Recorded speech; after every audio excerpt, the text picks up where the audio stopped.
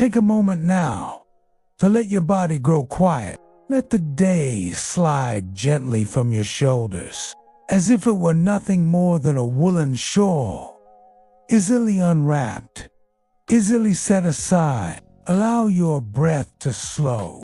Let it roll in like a breeze across a distant field, and then roll back out, calm, quiet, steady. Feel the pillow cradle your head.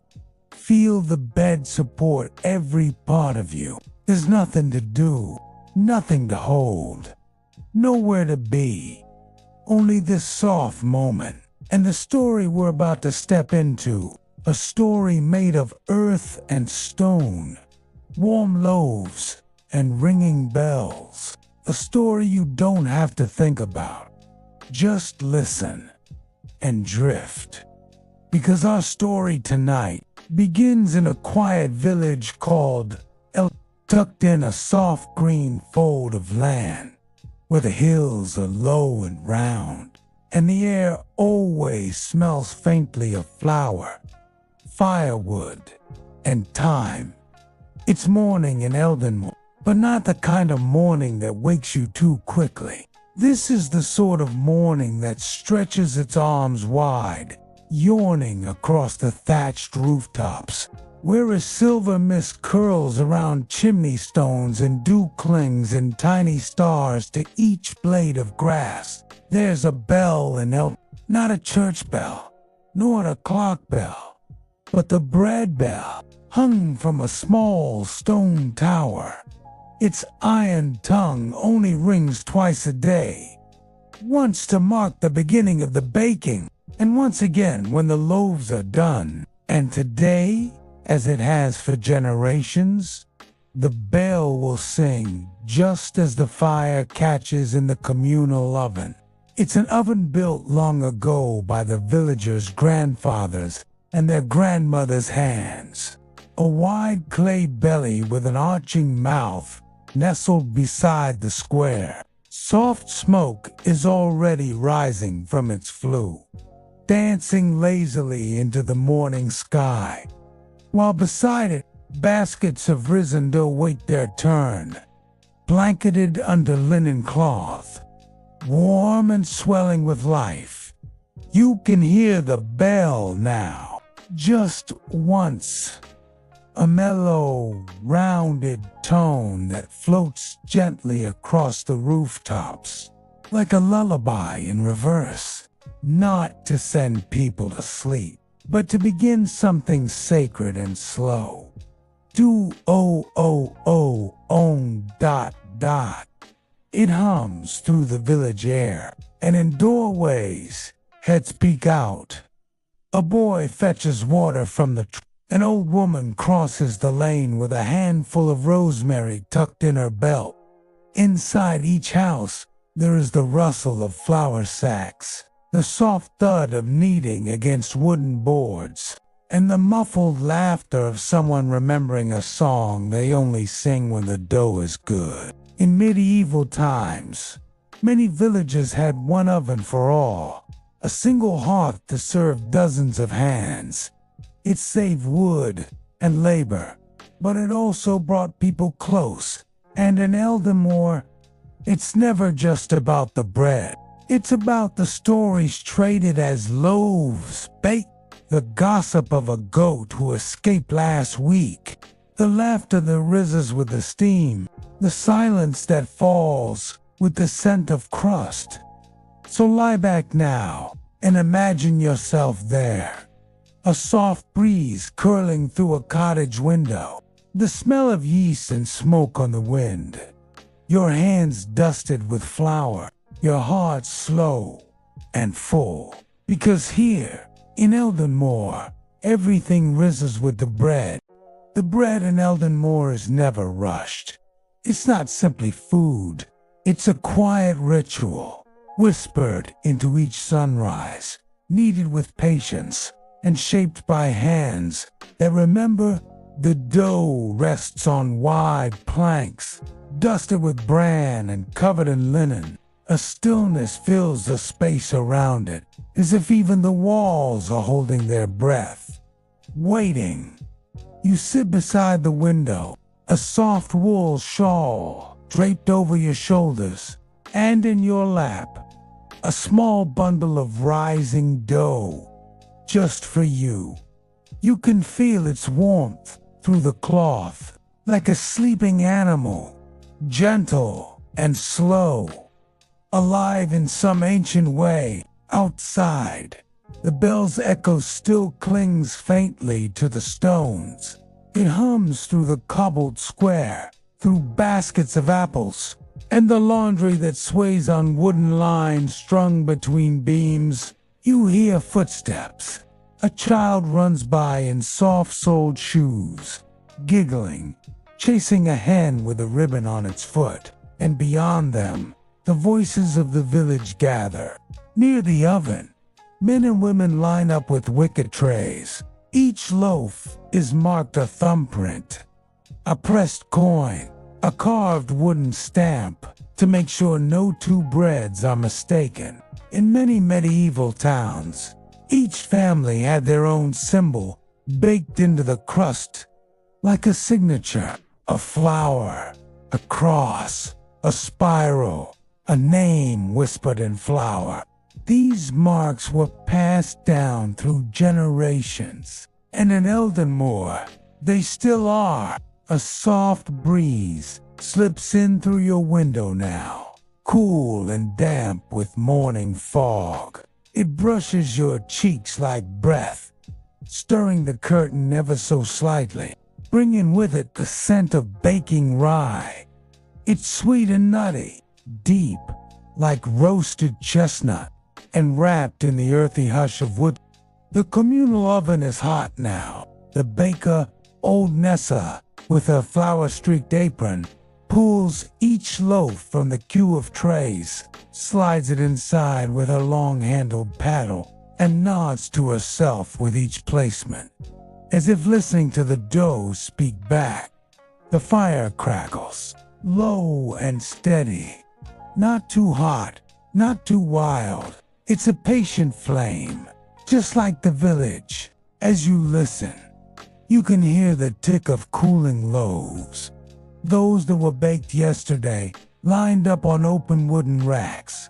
Their crusts crack softly, settling into themselves, like someone stretching after a long nap.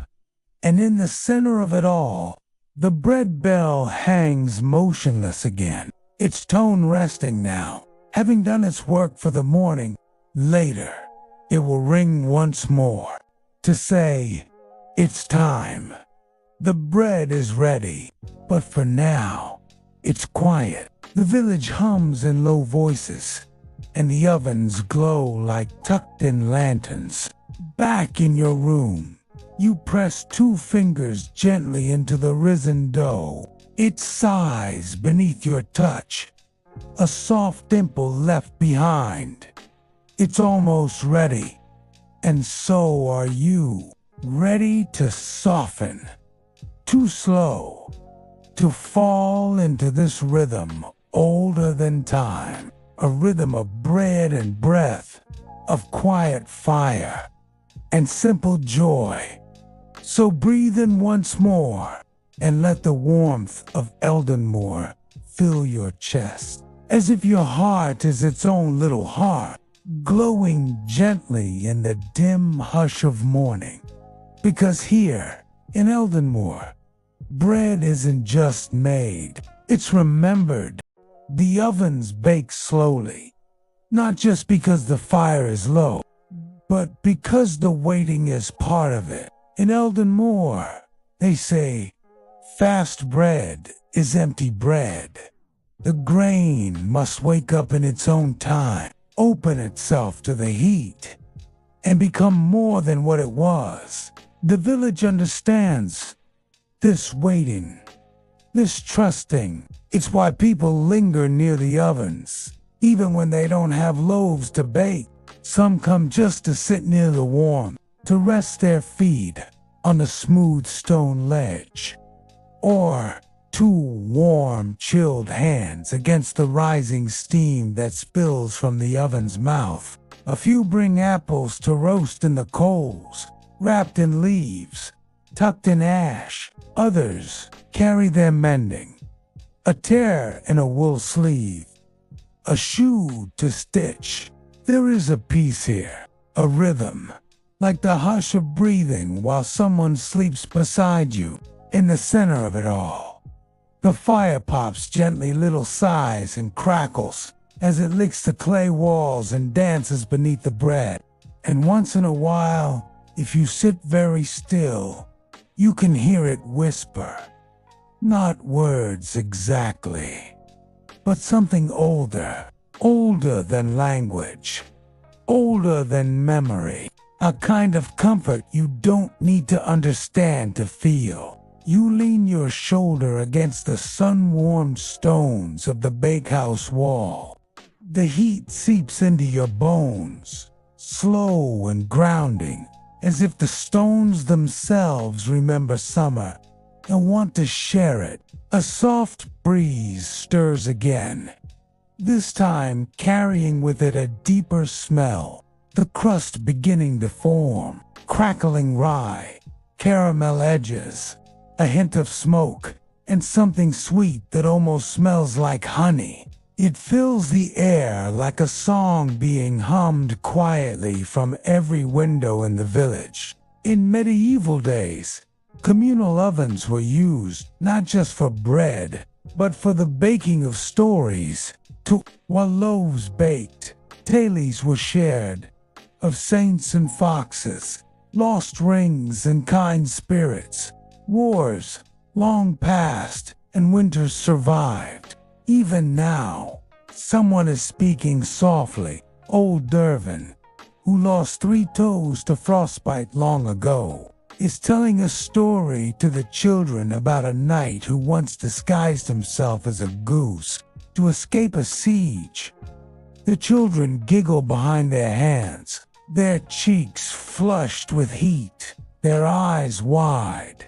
One of them, a girl with a braid wrapped like a crown, holds a small clay flute. She doesn't play it, just cradles it against her chest, as if the music inside is still sleeping. You close your eyes for a moment, letting the scent of baking bread curl around you, letting the distant murmurs of the story melt into the air, letting time slow down until it feels like a feather drifting through sunlight. This is a place where nothing needs to be hurried, where everything, every person, every loaf, every heartbeat rises when it's ready. Here, in the warm hush of Eldenmoor, even silence feels full. So let it fill you. Let it wrap around your chest like a shawl. Let it settle into your breath, easy, gentle, and deep, because soon the bell will ring again. But not yet, not yet. When the bread goes into the oven, it carries more than just flour and water. It carries memory. It carries time. Every loaf in Eldenmoor is marked, not just for identification, but as a quiet signature of love, of belonging. A pressed button from a father's coat, a carved wooden rune passed through generations, even a child's tiny fingerprint left in the corner of the dough like a kiss. And so each loaf tells a story, not in words, but in warmth. The baker knows them all. Nessa can tell whose loaf belongs to whom, just by the way it lifts at the edges, the way it browns near the bottom, or the shape of a little twist in the crust. She learned from her mother, who learned from hers. Baking not just by recipe, but by watching, listening, waiting. The village trusts her hands. And while the bread bakes, the people drift. Some wander toward the stream, just beyond the pastures, where the water moves slowly, gliding past mossy rocks and others linger near the stone bench under the elder tree, its branches wide and low, offering shade and a place to dream. You imagine yourself there now, leaning back, eyes half closed, your feet bare against the cool grass. A breeze lifts your hair, and above you, the leaves rustle softly, like distant pages turning in a book no one ever finishes. You can smell it still. The bread baking behind you, it follows you through the air, like a thread tying the whole village together. There's something in that smell, something ancient and grounding and good. In medieval times, bread wasn't just sustenance, it was sacred. The word Lord even comes from halaf weird, the keeper of the loaf. To feed someone bread was to keep them safe. To break bread with them was to make peace. And here, in Eldenmoor, those old meanings have never left. When the bread bell rings again, each villager will take home their loaf, but they'll also carry something else. A piece of the day, the warmth of the fire, the hush of stories shared, the scent of earth and steam and rising. And you, even now, carry it too, inside your breath, inside your stillness, inside this drifting moment when nothing else matters but the fire and the flower and the soft ringing of memory. You don't need to move. You don't need to think. You're part of the rhythm now, the slow pulse of Eldenmoor, the sacred quiet of baking bread. And above you, the elder tree sways gently, its berries dark and heavy, its branches whispering lullabies only the wind can sing. The bread is not quite done, but it's close, so close, and in that space between waiting and ready, between hush and bell, you rest. Let yourself soften again, let your shoulders drop, let your breathing slow. The crust is browning, the scent is deepening, the heart of the bread is strong now, and so is yours. Just a little longer, just a little quieter, and soon the bell will ring again. When the bread goes into the oven, it carries more than just flour and water. It carries memory. It carries time.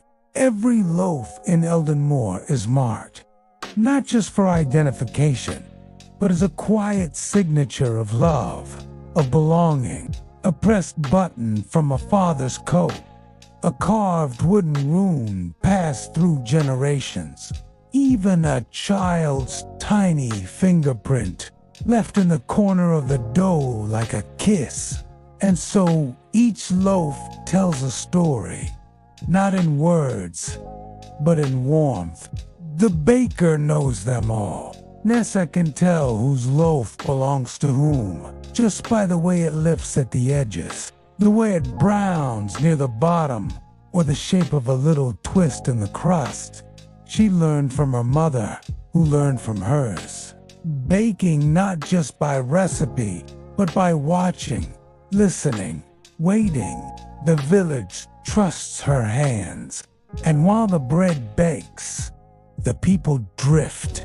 Some wander toward the stream, just beyond the pastures, where the water moves slowly, gliding past mossy rocks and others linger near the stone bench under the elder tree, its branches wide and low, offering shade and a place to dream. You imagine yourself there now, leaning back, eyes half closed, your feet bare against the cool grass. A breeze lifts your hair, and above you, the leaves rustle softly, like distant pages turning in a book no one ever finishes. You can smell it still. The bread baking behind you, It follows you through the air, like a thread tying the whole village together. There's something in that smell, something ancient and grounding and good. In medieval times, bread wasn't just sustenance, it was sacred. The word Lord even comes from halaf weird, the keeper of the loaf. To feed someone bread was to keep them safe. To break bread with them was to make peace. And here, in Eldenmoor, those old meanings have never left. When the bread bell rings again, each villager will take home their loaf, but they'll also carry something else. A piece of the day, the warmth of the fire, the hush of stories shared, the scent of earth and steam and rising. And you, even now, carry it too, inside your breath, inside your stillness, inside this drifting moment when nothing else matters but the fire and the flower and the soft ringing of memory. You don't need to move. You don't need to think. You're part of the rhythm now, the slow pulse of Eldenmoor, the sacred quiet of baking bread. And above you, the elder tree sways gently, its berries dark and heavy, its branches whispering lullabies only the wind can sing. The bread is not quite done, but it's close, so close. And in that space between waiting and ready, between hush and bell, you rest. Let yourself soften again. Let your shoulders drop. Let your breathing slow. The crust is browning. The scent is deepening. The heart of the bread is strong now, and so is yours. Just a little longer, just a little quieter, and soon the bell will ring again. A crow calls once, then twice, before flying low over the thatched roofs, its shadow slipping like a brushstroke over warm stone. The sun is higher now, but it climbs slowly in Eldenmoor. Time does not rush here. It drifts like dust in a sunbeam, like the scent of rye carried on a lazy breeze. You are back by the oven now, drawn by warmth and instinct. The others are gathering, two faces softened by waiting, eyes quietly eager. And then it comes. The second ring, low and even. The sound rolls over the square, through open windows, beneath doors, left ajar, into every crack and corner of the village. The bread is ready. The fire's glow is soft now, settling into embers, and the loaves inside have turned golden brown, their crusts kissed with soot and heat. Nessa leans in with her paddle, pulls each one gently from the oven's mouth, a careful rhythm of breath and balance, as if she's drawing the sun itself out of the earth. Steam rises in graceful curls, each loaf singing quietly as it hits the cool air. Some crackle, some settle with a sigh. All are perfect. She lays them on wooden boards too cool, lined up like sleeping cats, and one by one, the villagers step forward. They whisper thank yous. They smile in that small, meaningful way that says, yes, this is enough. Children are given the heels to chew, still warm, still fragrant. Elders carry their loaves, wrapped in cloth, pressed gently to their chest, like something sacred. You hold your own in your hands. It's heavier than you expected, but not in a burdensome way. In the way of something real, something made with care, with fire, with time. The crust is dark and thick, a little uneven where the fire licked it with affection. You turn it over and see the mark you pressed this morning. Your fingerprint, soft and round, now baked into the base like a seal. You run a hand along the top. It's warm, slightly crackled, and it smells like memory. In medieval villages, bread like this was more than food. It was rhythm. It was gathering. It was identity. The word companion comes from calm, panis, with bread. To share bread was to share life. And now you carry it home. You walk slowly, past the elder tree, past the trough where the horses drink, past the laundry swaying in the breeze, like soft flags of peace. Your cottage waits, quiet, familiar. The door opened just a little. Inside, everything is still. A cat sleeps by the hearth, tail flicking lazy. The shutters are half drawn, letting in slivers of golden light. You set the loaf on the table. It sits there, glowing gently. The room smells like hope. You don't need to eat just yet. You only need to be here in this warm, slow moment, with the fire humming low and the crust whispering, "It's quiet, thanks for your patience." Outside, the bell hangs still again. Its work complete until tomorrow. You sit by the hearth now. The loaf rests nearby, untouched but present.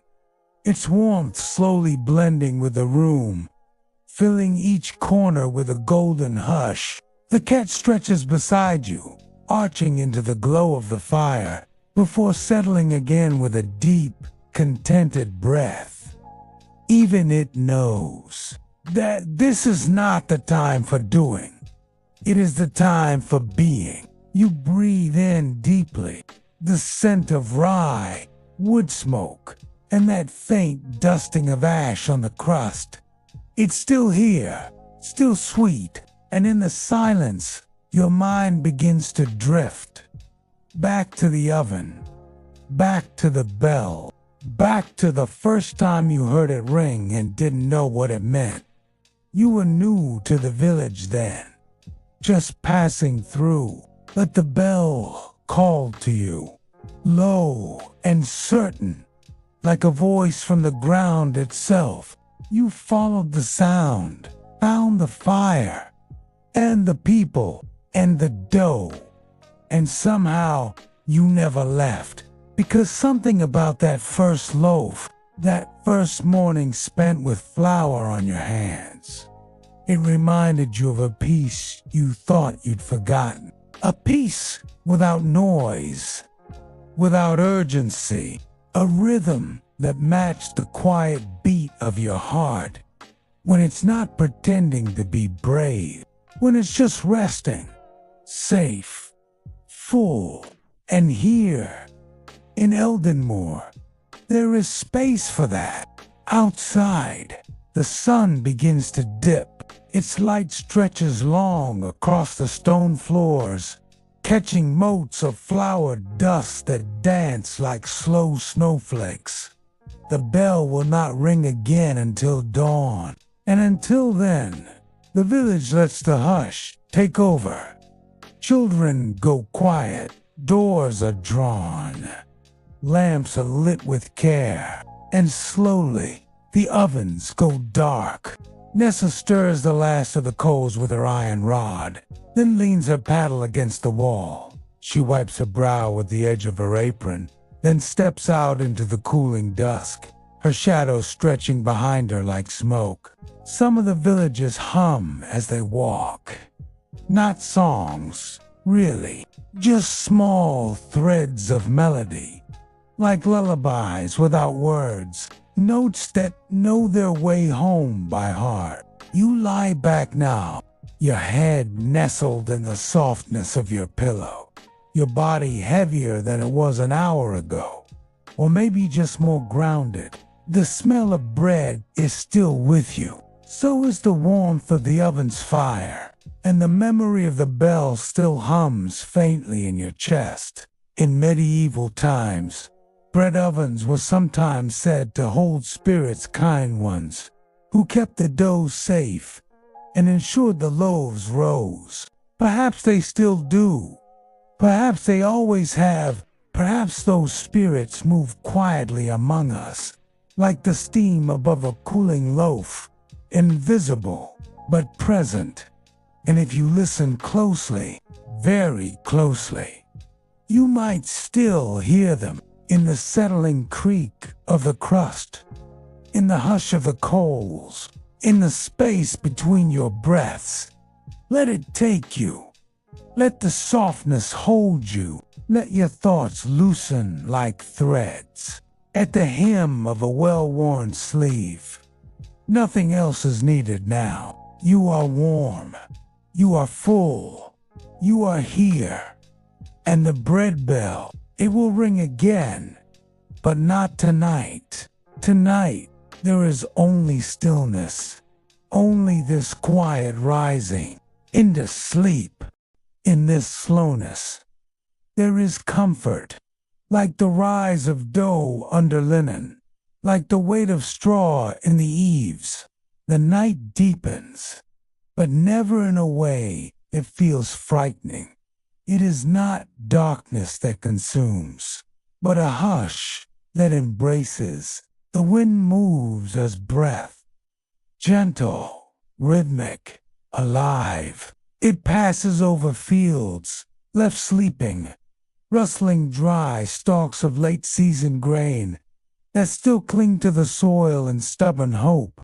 You hear them whisper, soft as parchment, stories of the harvest moon and frost-kissed mornings to come. But that is not tonight's worry. Tonight is still warm, still wrapped in the breath of the oven, still touched by the glow of rye and rosemary. Your mind, like a round of dough, rests in its proofing place, held, supported, rising slowly, without strain. And in that space, memory drifts to a slower time.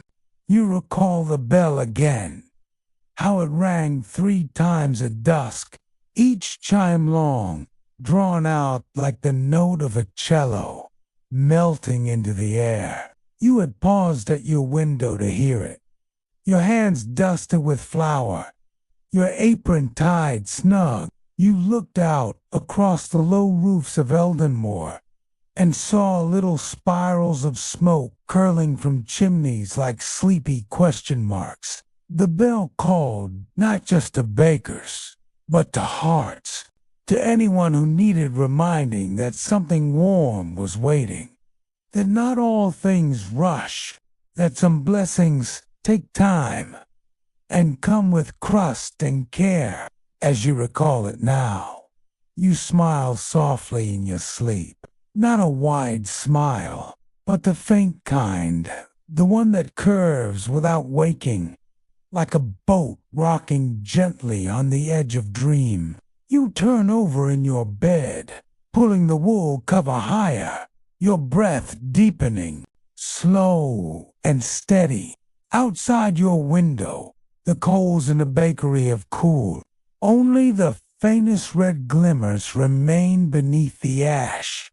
But they do not die. They sleep, as you do. Slow fire, steady breath.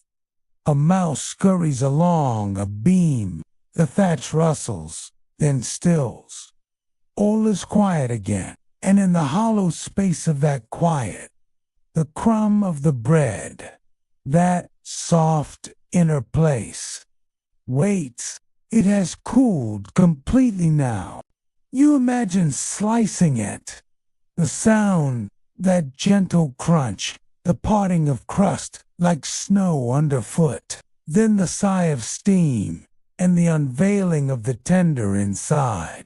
You see yourself lift a slice, spread it with butter, so soft, it melts without effort. You taste it, not in your mouth, but in your memory. Not the flavor, but the feeling, the safety, the nourishment. The slow, sacred act of eating something made with care. You are wrapped in it now.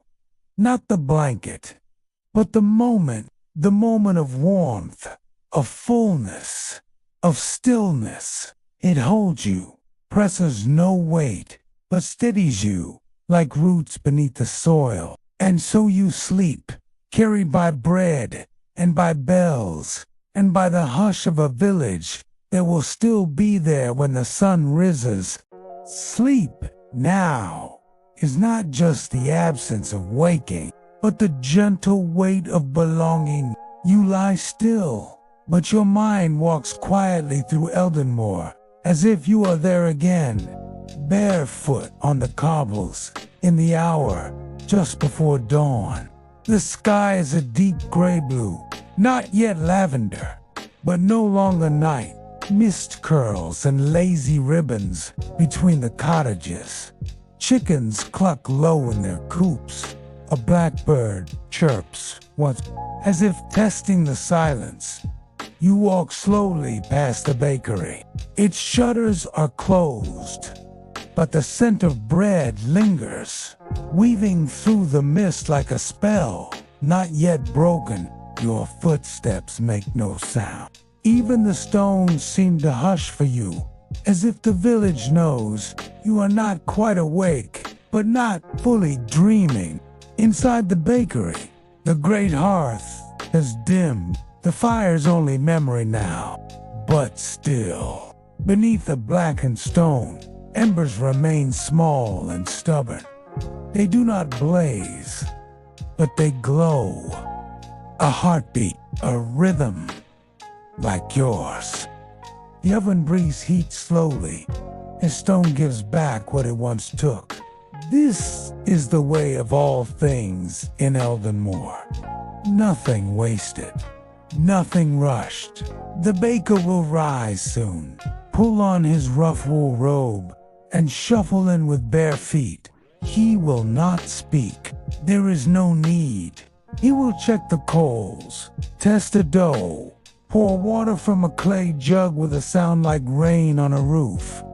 But that is later. For now, the village holds still. Even the trees outside the wall, those bent-limbed elders in the wood, do not stir, and neither do you. You are still, but your stillness is not empty.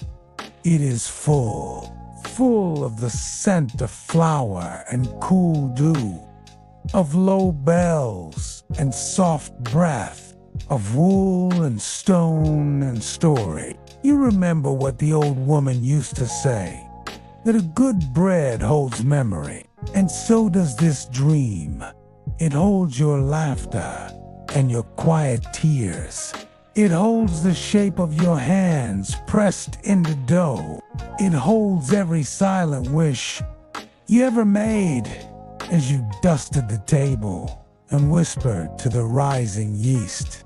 This bread, this bell, this village, they do not forget you. And even now, they sing you to sleep. Not with words, but with warmth. Not with sound, but with stillness. The rhythm of the night is slowing. The mist begins to lift, one by one. Windows blink open, yellow eyes in timber faces. You hear the squeak of hinges, the cough of smoke. You know the day is near, but here, in this breathless space, before waking, you linger, held not by time, but by care, cradled by the warmth of memory and the softness of crust. The bell may toll again soon, but not yet. For now, let your breathing match the rhythm of the stones, and your heart beat in the hush of embers. You are here. You are safe. You are home. Sleep deeper. Let the bread keep you, far beyond the hours of candles and clatter. There lives a rhythm older than clocks, older than ink, older than bells. It breathes in, dough rising under linen, in a creak of a wooden peel sliding into the oven's mouth. And it lives in the hands of the keeper. She is not the baker, nor the bell, but something softer, quieter. You wouldn't notice her in a crowd. She does not wear an apron or shout over the fire. She moves like smoke, whispers like steam. She tends to the dew, not with urgency, but devotion, as if each loaf carries something sacred, a secret, a story, a soul. Tonight, she walks the quiet hallway beneath the bakery. Yes, beneath, where few have ever gone, where the stones are older and the air is cool and damp like breath held too long. She carries a shallow bowl, half filled with water and flour, the sourdough starter, alive and ancient. It smells faintly of apples and thyme. Each night, she feeds it, not because it hungers, but because she listens. Because bread, like people, needs to be heard. A lantern swings from her hand, casting low golden arches on the wall. Each flicker a prayer. She hums a tune, not a melody, but more of a memory. She stops beside the great stone shelf, where the oldest loaves rest. Yes, some bread is never meant to be eaten. These are the witness loaves, marked with thumbprints, sealed with the wax of vows. One was baked for a birth, another for the day the flood stopped, another still for the mourning of a child who now lives only in dream. She touches each loaf gently, not with fingers, but with silence. She knows their stories. They speak in texture, in the pattern of the crust, in the depth of the scoring. Each notch, each fold, a language of grief, of hope, of waiting. She adds a new loaf to the shelf. It is small, round, still warm. The flour is fresh, dusted like first snow. She does not label it. She doesn't have to.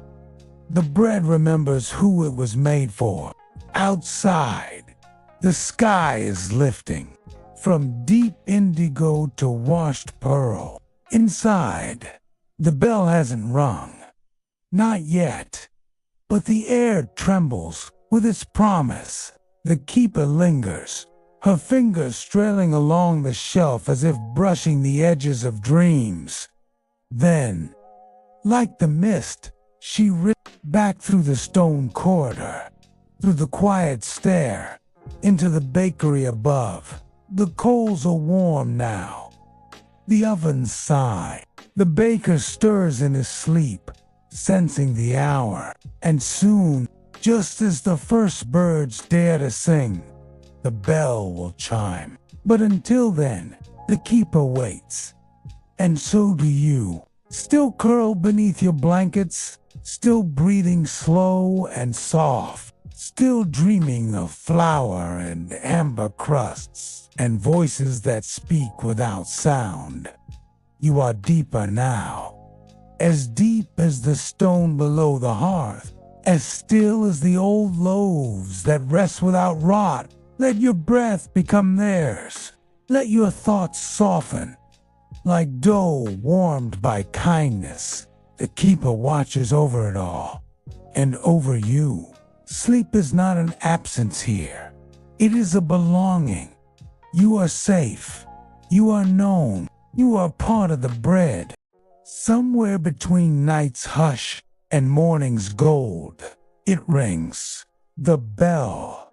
Not loud, not sharp, not a summons, a caress, a chime that rolls through fog like a lullaby. It doesn't wake you. Not truly. It brushes past your ear like the hem of a dream. You feel it more than hear it. And in Eldenmoor, that's enough. One by one, shutters creak. Lanterns glow behind thick panes. But no one rushes. There is no scramble, no noise. Only the slow, deliberate rising of people who have known this bell their entire lives. They don't need to ask what it means. It means bread is near. In the bakehouse, the ovens are alive. Coals hum with orange light. Wood smoke curls upward in lazy spirals. The baker is awake, but not alone. Others have arrived. The flour miller's son, his hands still dusted from sacks he hauled in the dark. The shepherd's girl, braiding her damp hair back with twine, having walked to fields to arrive. The elderly woman who speaks to the dough before she folds it. They do not speak to one another, but they move as if they are one body, one breath, each knowing the part they play. The first loaf is pulled, its crust crackled like old bark, its steam rising like a promise. The bell rings once more, and this time, the village hears it. You hear it too, even in your dream-soft state, as if it had reached across the veil of sleep, just to let you know it's morning now, but gently so. Somewhere in that quiet house, someone stirs the ashes in the hearth. Someone pours water from a clay jug. Someone laces boots, not for battle, but for gathering mushrooms. And someone younger, perhaps turns on their side, pulling the blanket close, smiling in their half-sleep, because they know the bread is coming. The bell will toll again when it is ready, but not yet. For now, the dough must rise. Let your breath rise with it. Soft, steady, warm. Let the bell guide your heartbeat. Let your thoughts fall quiet like flour through a sieve. No rush, no worry. Here in Eldenmoor, time does not chase, it needs. It rests. It waits until you are ready. And in this dream, you are never late. The sun rises behind mystic hills, but its light does not rush to the village. Instead, it lingers in the treetops, gathering courage before it filters down. Eldenmoor does not demand its morning. It allows it. Window by window, warm amber light grows. It glows through curtains, hand-woven by grandmothers long gone. It slips across cobbled stones, still wet with dew. Somewhere, a blackbird calls once, then again, as if testing its voice. You can almost hear the flap of its wings, the soft tremble of the thatch as it lands on a roofline. A world awakening, gently, inside the bakehouse.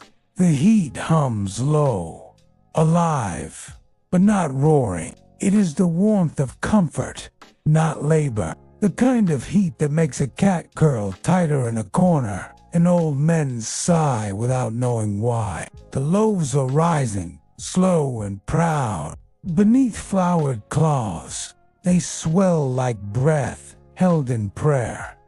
And the baker watches, arms folded, head tilted. She does not speak, but she knows.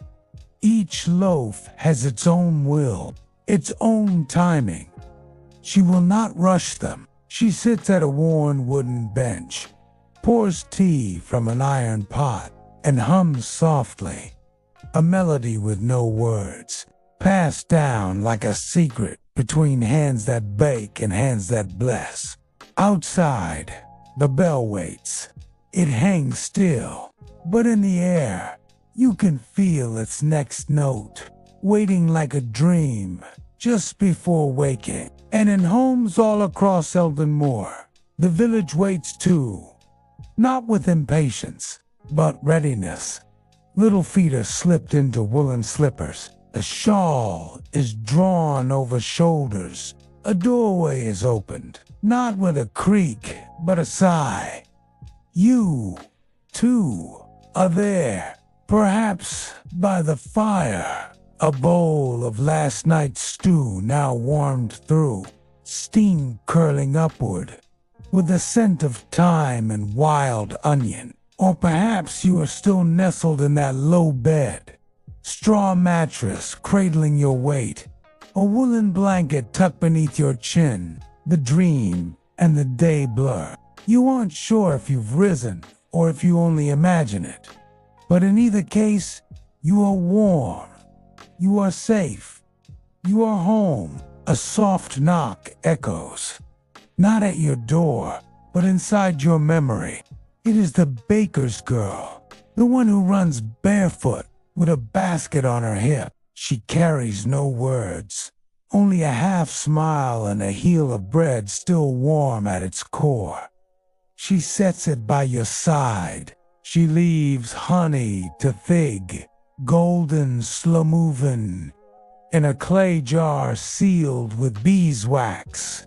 And she's gone, as if she were never there, as if bread and kindness delivered themselves through some ancient rite you've long forgotten, but never stopped believing in. Your eyes close again, not because you are tired, but because peace has its own gravity. Let your breath follow the rhythm of rising loaves. Let your mind fold gently, like dough resting before the fire. There is no place to be but here, no hour to meet but now, and somewhere just beyond the cobbled lanes, a bell awaits its moment. It begins not with a clang, but a breath, a soft inhaling of metal and morning. The bell above the bakehouse stirs. It does not scream. It does not shout. It sings, low and slow, a single note that rolls through the village like honey spilled across a tabletop. It slips beneath shutters, seeps into the crevices between stone and wood, reaches ears still wrapped in dreams. Children don't wake from it. They drift further in. Elders nod slowly, as if the sound completes a sentence that we're already hearing. And in the silence that follows, a silence somehow louder than the toll, the world listens. You to feel it, not just in your ears, but in your chest, your hands, the soles of your feet pressed to cool wooden floorboards or still curled beneath wool. The bell tolls again. To one not for the hour, not for the church. It tolls for bread, for the breaking of fast, for the opening of ovens, and the sharing of warmth. A ritual as old as rain, as steady as seasons. There's a magic in this moment, the kind you don't notice while it's happening. Only later, when you recall it as a scent or a shadow that moved in just the right way. And now the village stirs not in haste, but in harmony. One window opens, then another, then another. Bare feet pad softly over packed dirt paths, past stone wells and garden gates. Children walk hand in hand, tiny baskets swinging at their sides, their eyes still full of sleep, but their hearts awake with the promise of crust and crumb. Some carry small coins, worn flat from years of being passed and held and cherished. Others carry nothing, but they are never turned away. The baker has always known that bread is not currency. It is covenant. You rise slowly, or perhaps you do not rise at all. Perhaps you imagine the rising. That's all right. Close your eyes if they're open. Let them soften if they're closed. Let your breath match the bell. Slow, steady, spaced apart like notes in a lullaby sung across hills. The hearth still glows beside you. The honey sits where it was left. You tear a piece of bread. Its crust, crisp and golden. Its center warm and pillowy. Steam escapes like a whisper of old prayers. You dip it gently into the honey, watching the golden thread stretch, glisten, break. The taste is soft, not loud. It's not sweet like sugar. It's sweet like memory, like the laughter of someone long gone, like the way the wind smells just before rain.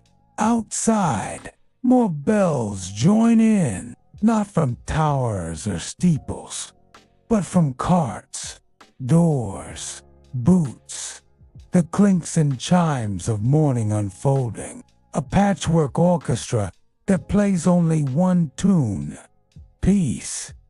And if your eyes begin to close again, not from exhaustion, but from full-hearted stillness, that's exactly as it should be. There is no rush in only return.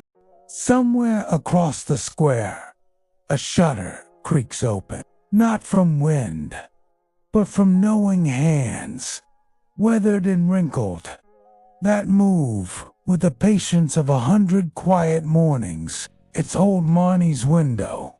Always the same hour, always the same gentle rhythm. The latch lifted, the hinge nudged, the curtain tied with string that once bound rosemary stalks. She leans forward now, cheeks brushed with flour, hair tucked under a linen scarf, the color of fall. In her window box, sprigs of marjoram and thyme sway slightly, not from breeze, but from the warmth drifting outward, carrying the breath of baked rye. And she listens, as she always does, for the hush that follows the second toll of the bell. It is the hush before the door clicks open, before the footsteps begin their slow shuffle from house to street, from dream to dough. You see her from your place by the hearth. You imagine the soft light catching her features, the years folded into her smile like careful creases in dough. She does not speak. She never calls out. She only waits until the first child appears. Fast in hand, they do not knock. They do not ask. They simply wait beneath her window as the scent of rye and molasses hangs heavy in the morning air, and Marnie lowers her basket, a rope wound through her fingers, carrying loaves, one by one. She lowers them slowly, not because she is old, but because that's how bread should travel, gently, deliberately, like a secret too lovely to speak aloud. Each loaf is wrapped in cloth, still warm, its crust lined with tiny sunflower seeds that catch the light like golden freckles. She lowers the last loaf with both hands, as though she is placing a blessing into the arms of the waiting world. You feel it even now, even through time and space and story. That warmth, that offering, the way small kindnesses echo louder than bells. Outside, the sky shifts from pewter to pearl. The clouds pull apart like wool, revealing a wash of blue so soft it feels more like a breath than a color. And inside, the fire curls around the last of the wood, not in hunger but in satisfaction. You take another slow breath, and maybe your body melts a little deeper into the bedding, or the chair, or the silence. That's good. Let your shoulders drop. Let your jaw go slack. Let your limbs loosen like dough resting beneath a cloth. Let the bell ring through you one more time. It does not rush you. It does not demand.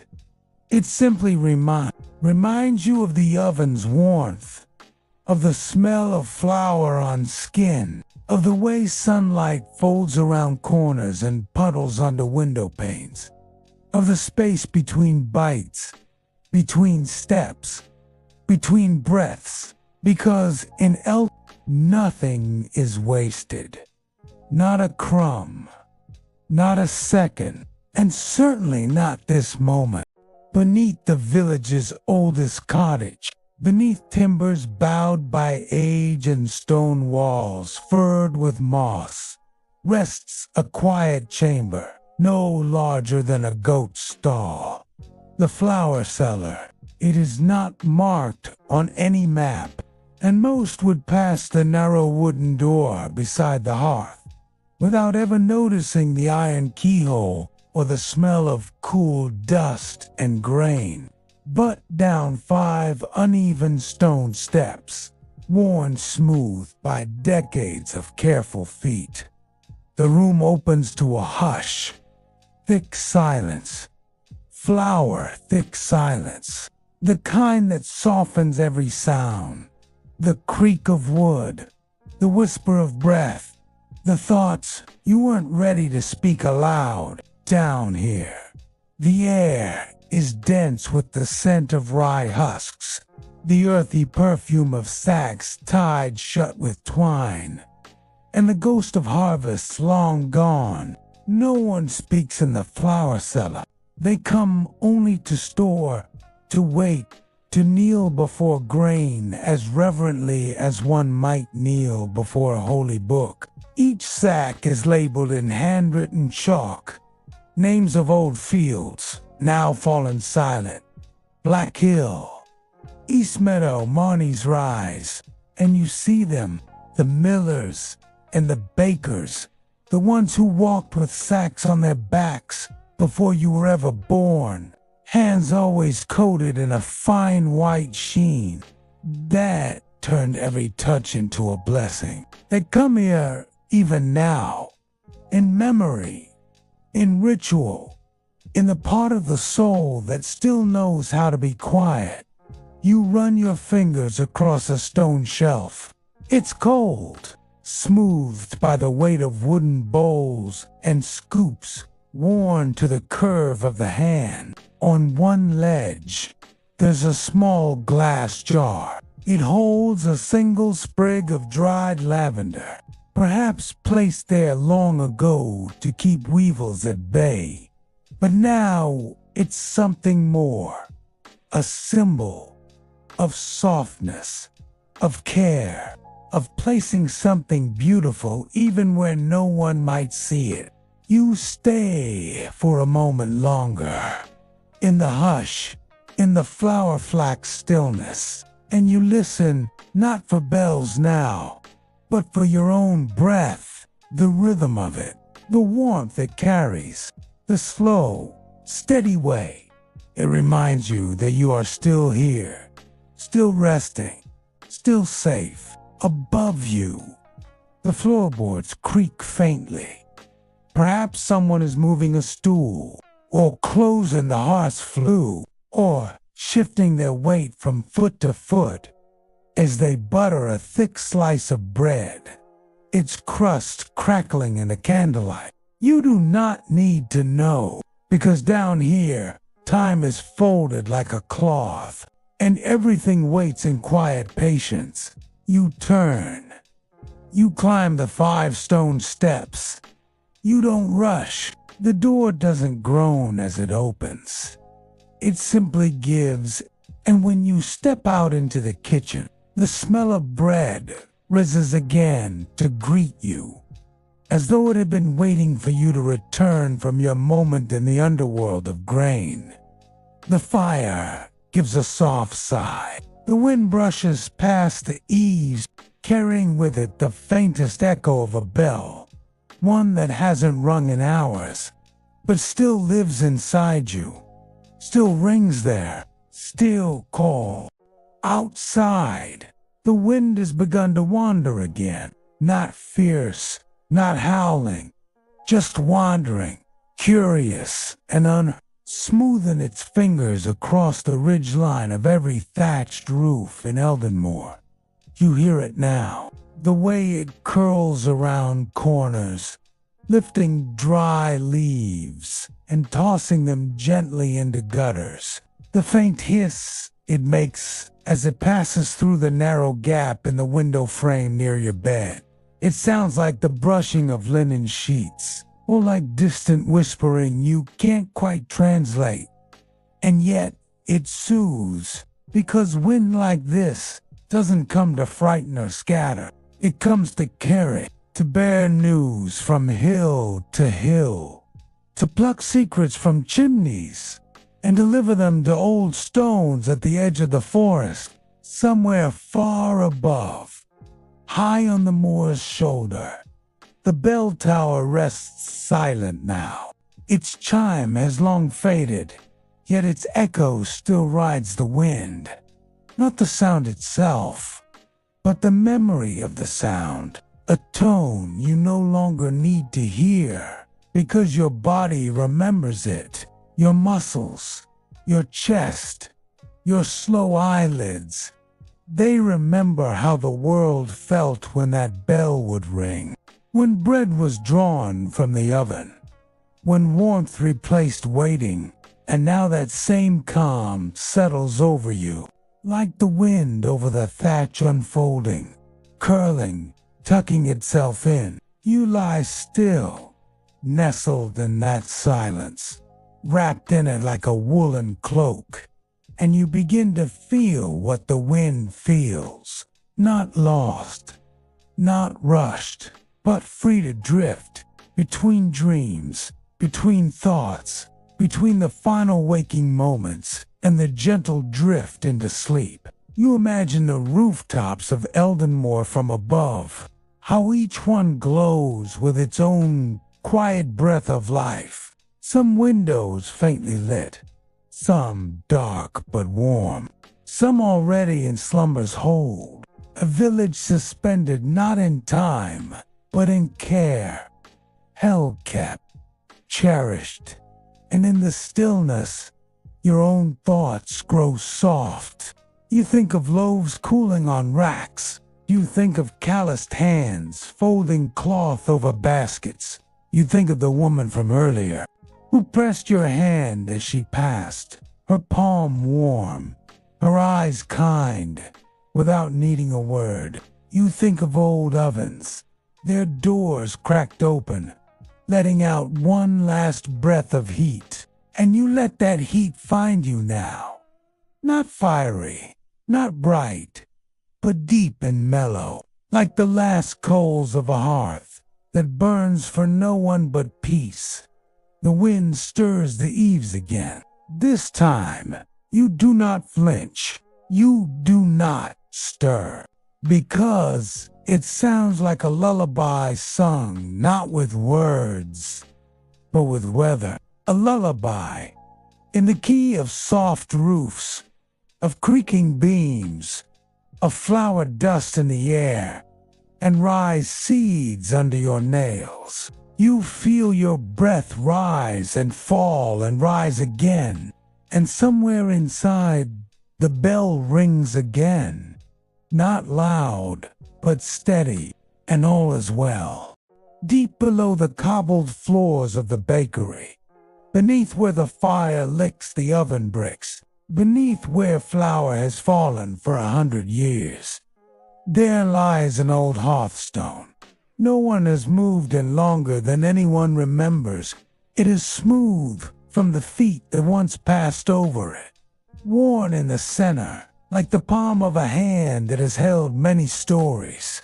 No one speaks of it now, not because it is forbidden, only because it is part of the bones of the place. Too old for questions, too quiet for answers. But on certain nights like this one, when the wind has blown all the smoke clean from the chimney and the world holds its breath just before a snowfall, you can almost hear something beneath it. Not voices, not sounds, but a kind of presence, a feeling, as though the stone remembers everything it's ever touched.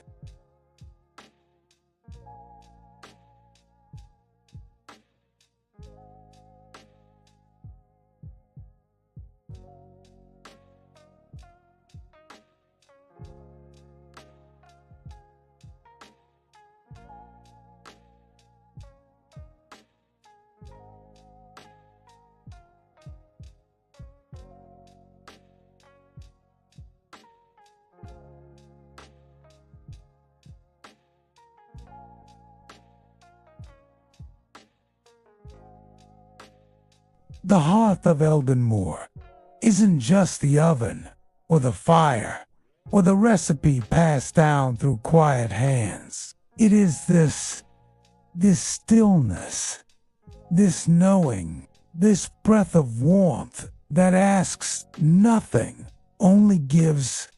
Your body, heavy now, begins to rest even deeper. You feel the pull of the stone below, not dragging you down, but welcoming you, and like a root welcomes water, or earth welcomes rain.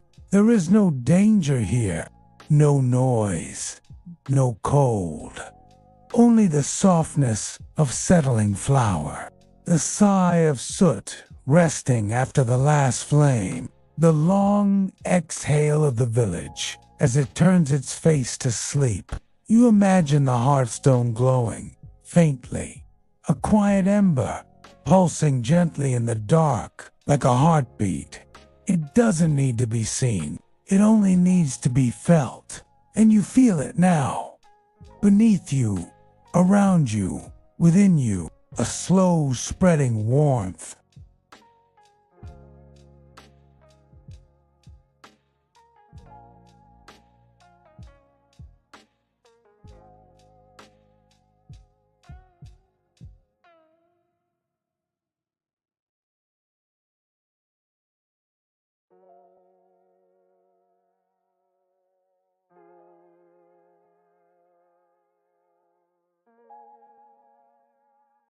Outside, the village sleeps. No footsteps now, no chatter, just the faint crackle of frost weaving its silver lace along the empty fences and the worn garden gates. And high above, hanging from the belfry tower, the bread bell sways, not by wind, but by memory. It does not toll.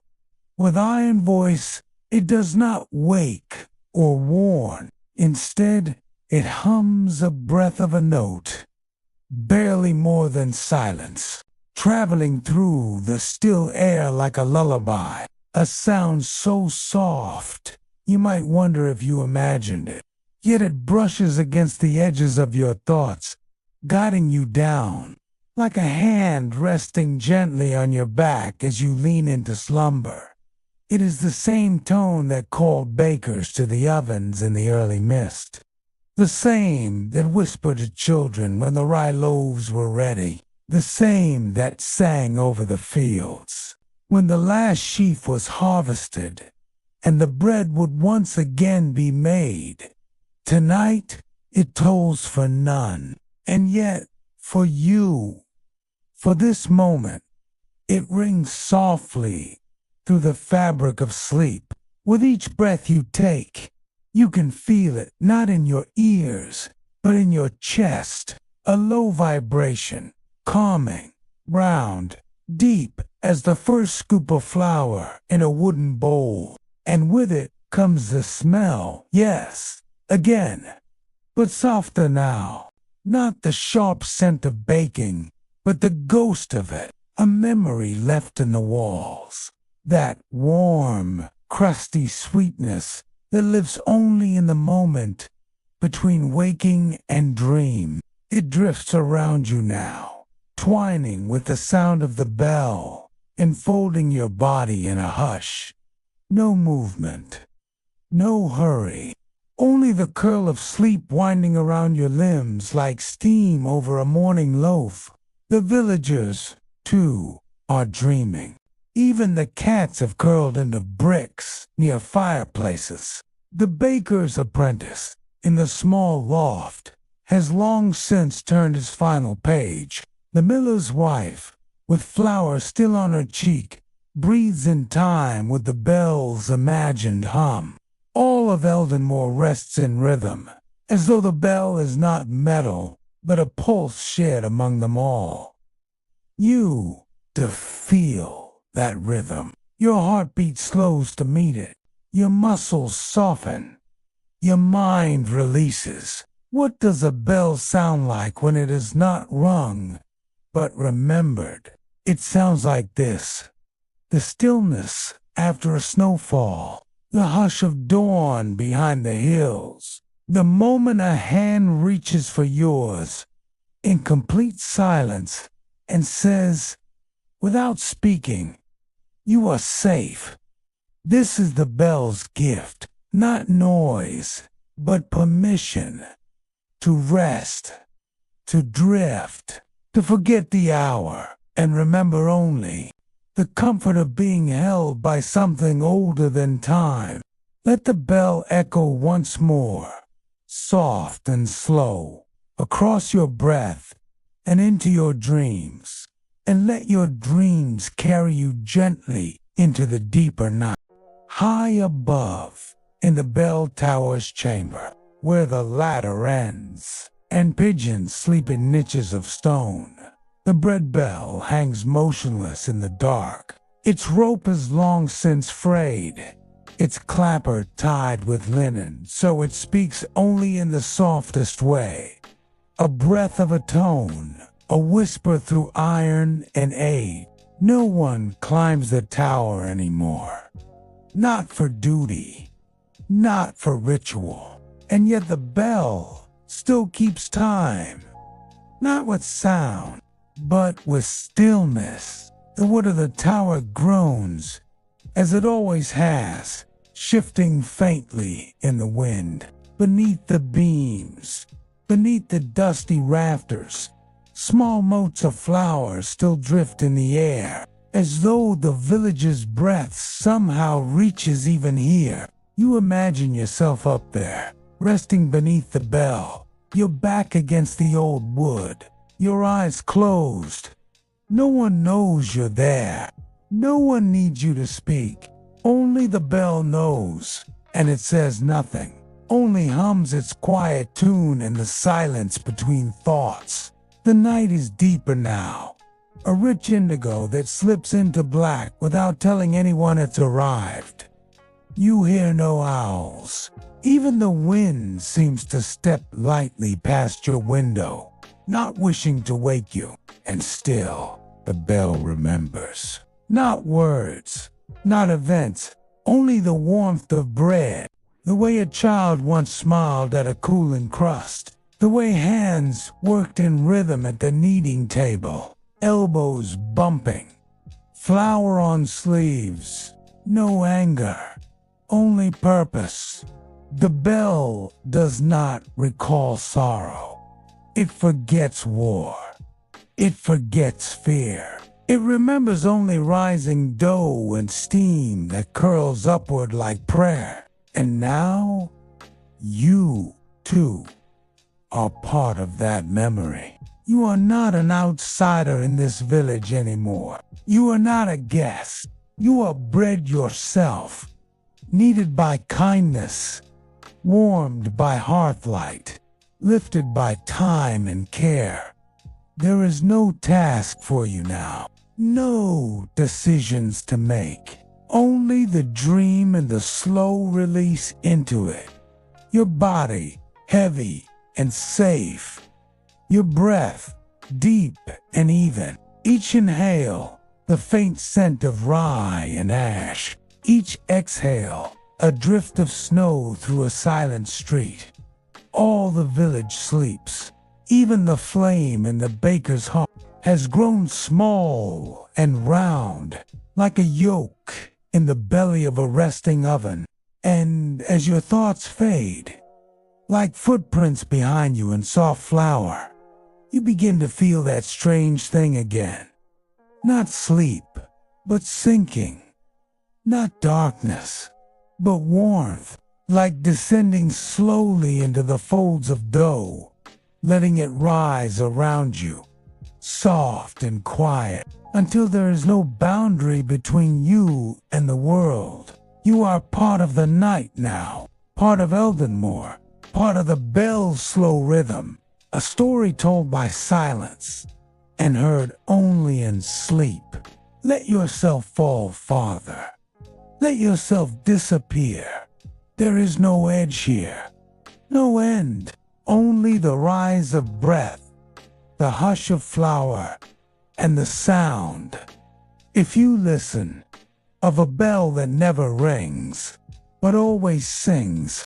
Somewhere in the fields beyond the farm mill, where old sides rusts and barn corners and the scarecrow's coat flaps and the wind is shy to speak, there is a place no path remembers, no boots press there, no wagons roll. It is a place between footsteps, between pages, between the last bite and the final sigh. It is here that the bell sends its last echo. Not aloud, not even in sound, but in feeling. It brushes the skin like warmth on a cheek. It hovers on your tongue like a flavor from long ago. It lifts your chest as if laughter once lived there and might return.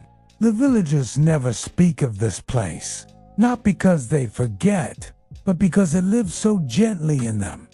Too sacred to name. They feel it in their elbows as they knead, in the pause before cutting the first slice, in the way they always leave a single crumb on the table for someone who never knocks. You understand now? You weren't just a visitor. You were a story they needed, and you needed them too. Not for words, not for explanations, but for something you forgot you'd lost. A reason to be still, to listen, to smell the crust browning, to watch the steam rise and vanish, not needing to ask where it goes. And now the bell rests high above the rooftops, its iron heart at peace. It has told its tale without sound. It has baked you into the loaf of its history. You do not leave, not really. Even when the dream lifts, even when the room around you takes shape again and morning presses through the curtains, you will carry the village with you, in your breath, in your bone, in the quiet way you notice small kindnesses. A folded napkin, a hand on a shoulder, a crust offered before asked for. You will walk your world with the slow grace of someone who once watched a loaf rise without hurry, who learned the difference between waiting and wasting time. And when your days grow long and your nights longer, you may hear it again. Not a sound, but a memory. The bread bell, the song it never sang aloud, the warmth it never needed to explain. And you will smile, perhaps in your sleep, perhaps while slicing something fresh, and whisper, "I remember." Then silence again, but not emptiness, not absence, only fullness, gently cooling on a wooden board beneath a window, in a village that still somehow bakes on.